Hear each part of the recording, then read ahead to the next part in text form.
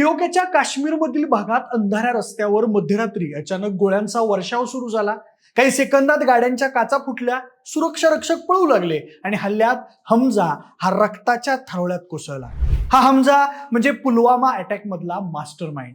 असं सांगितलं जातं की हल्लेखोरांनी आधी त्याच्या हालचालींवर नजर ठेवली होती, योग्य वेळ आली आणि जवळून फायरिंग करत त्याचा गेम केला. त्यातली धक्कादायक गोष्ट म्हणजे पाकिस्तानमध्ये इतकी कडेकोट सुरक्षा असताना सुद्धा त्याचा गेम कसा केला. या हल्ल्यानंतर काही मिनिटातच शूटर्स गायब कसे झाले याचा सुगावा शोधण्यात पाकिस्तानच्या सुद्धा तोंडचं पाणी पळालंय. ही घटना घडून गेली खरी, पण घटनेनंतर जेव्हा सोशल मीडियावरती लॉरेन्स बिश्नोई गँगच्या नावाने पोस्ट व्हायरल झाल्या तेव्हा पाकिस्तानात पोलिसांच्या बत्त्या गुल झाल्या. त्या बिश्नोई गँगनं लिहिलेलं होतं की पुलवामाचा बदला डन. हे सगळं प्रकरण बघून त्यामुळे भारतात एकच खळबळ उडाली. म्हणूनच नेमकं हे संपूर्ण प्रकरण काय आहे, पुलवामा हल्ल्यामागचा मास्टरमाइंड नेमका कोण होता, पाकिस्तानात घुसून त्याला कसं ठोकलं गेलं आणि लॉरेन्स बिश्नोई गँगने या हत्येची जबाबदारी नेमकी कशा प्रकारे स्वीकारली आहे, ही सगळी माहिती आपण आजच्या या व्हिडिओमध्ये पाहणार आहोत. नमस्कार, मी प्रथमेश आणि तुम्ही पाहताय विषयच भारी.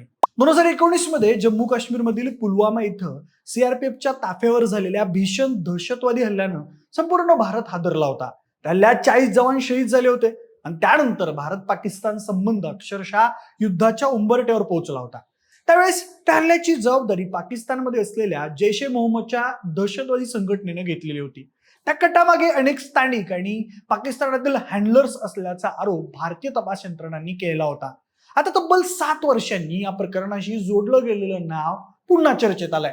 अर्जुमन गुलजारदार उर्फ हमजा बुरहान उर्फ डॉक्टर हा पुलवामा गटातील एक महत्वाचा मास्टरमाइंड. या दहशतवाद्याला पाक व्यक्त काश्मीरमधील मुझफ्फराबाद इथं अज्ञात बंदूकधाऱ्यांनी गोळे झाडून ठार केल्याची बातमी सध्या समोर आली आणि भारतात एकच खळबळ उडाली. अनेक राष्ट्रीय माध्यमांनी दिलेल्या माहितीनुसार हमजा बुरहान हा अलबद्र या दहशतवादी संघटनेशी संबंधित होता आणि त्याच्यावर भारताने UAPA अंतर्गत दहशतवादी म्हणून कारवाई जाहीर केलेली होती. तो पुलवामा हल्ल्याशी संबंधित लॉजिस्टिक, स्थानिक भरती आणि कट रचण्यात सहभागी होता असा त्याच्यावर आरोप होता. माध्यमांच्या माहितीनुसार हमजा बुरहान पाकव्याप्त काश्मीरमधल्या मुझफ्फराबाद भागात राहत होता. काही रिपोर्ट्समध्ये तो एका खासगी कॉलेजमध्ये शिक्षक किंवा प्रशासकीय पदावर लपून काम करत असल्याचं सांगितलं गेलं. तिथं त्याला ISI कडून सुरक्षा पुरवली जात होती. त्याच्यासोबत कमांडो सुरक्षा आणि बुलेट प्रूफ वाहन असल्याचंही काही माध्यमांनी म्हटलंय. पण तरीही बिश्नोई गँगच्या हल्लेखोरांनी त्याच्यावर जवळून गोळीबार केला. तो कॉलेज बाहेर येत असताना एका रस्त्यावर अचानक त्याच्यावर फायरिंग झाली आणि घटनास्थळीच त्याचा मृत्यू झाला. त्यानंतर इथेच या प्रकरणानं मोठं वळण घेतलं. सुरुवातीला पाकिस्तानमधील पोलीस किंवा प्रशासनानं या हल्ल्याबद्दल फारशी माहिती दिली नाही. हा हल्ला कोणत्या संघटनेनं केला, कोण होते हल्लेखोर, किती जण होते, ते पाकिस्तानातले होते की बाहेरचे, याबाबत काहीही स्पष्ट करण्यात आलं नाही. पण भारतातील सोशल मीडियावर मात्र लगेच चर्चा सुरू झाली की अननोन गनमॅन पुन्हा सक्रिय झाले आहेत. गेल्या काही वर्षात पाकिस्तानात अनेक दहशतवादी, खलिस्तानी किंवा भारत विरोधी कारवायांशी संबंधित लोक अशाच प्रकारे अज्ञात हल्लेखोरांकडून मारले जात आहेत.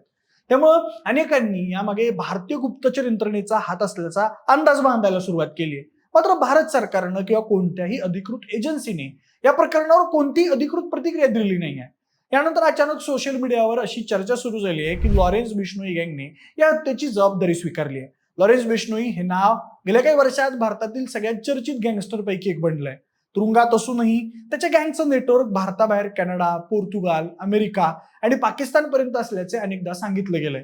याआधी या गँगने काही हल्ल्यांची जबाबदारी social media post, voice notes किंवा त्यांच्या नावानं चालणाऱ्या टेलिग्राम, फेसबुक अकाउंट्सवरून घेतलेली होती.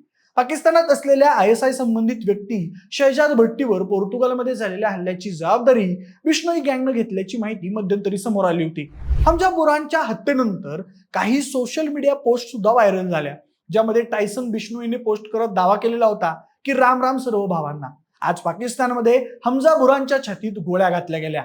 मी टायसन बिश्नोई आणि DC ग्रुपने आमचे मोठे भाऊ लॉरेन्स बिश्नोई आणि आमच्या गटाच्या सहकार्याने देशाच्या पुलवामा हल्ल्याचा बदला घेतलाय. त्यासोबतच टायसन बिश्नोईने त्या पोस्टमध्ये भारत सरकारला उद्देशून लिहिलं की ऑपरेशन ग्लोबल हंट मध्ये माझं नाव ड्रग्ज तस्करांसोबत जोडलं गेलंय. ते पूर्णपणे चुकीचं आहे. मी आयुष्यात कधी ड्रग्जला हात लावलेला नाही. कोणी ते सिद्ध केलं तर मी स्वतः भारतावर येऊन आत्मसमर्पण करेन. त्याचबरोबर त्यांनी लिहिलं की आम्ही भारत मातेचे पुत्र आहोत आणि नेहमी देशहितासाठी आहोत. आमच्या विरोधात ड्रग्ज तस्करीच्या अफवा पसरवल्या जात आहेत. आम्ही आमची लढाई लढत आहोत आणि त्यासाठी जे कायदे मोडतायत ते आम्ही उघडपणे मान्य करतो, पण आमच्यावर असे घाणेरडे आरोप करू नयेत. त्याने पुढे पाकिस्तानमध्ये लपून बसलेल्या दहशतवादी आणि ड्रोनच्या माध्यमातून भारतात अंमली पदार्थ पाठवणाऱ्या तस्करांविरोधातही धमकीचा इशारा दिलाय.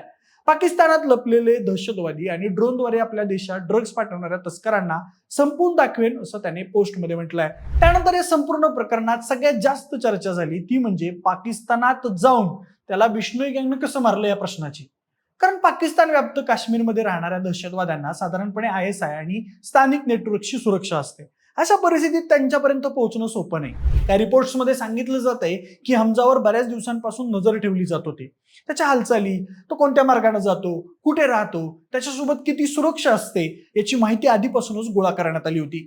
त्यानंतर योग्य वेळ साधून जळून गोळ्या झाडण्यात आल्या. काही माध्यमांनी तर हा टार्गेटेड किलिंग असल्याचा प्रकार म्हटलाय. मात्र हल्लेखोर कोण होते हे अजूनही गूढच आहे. या घटनेवर भारतामध्ये 2 प्रकारच्या प्रतिक्रिया दिसून येत आहेत.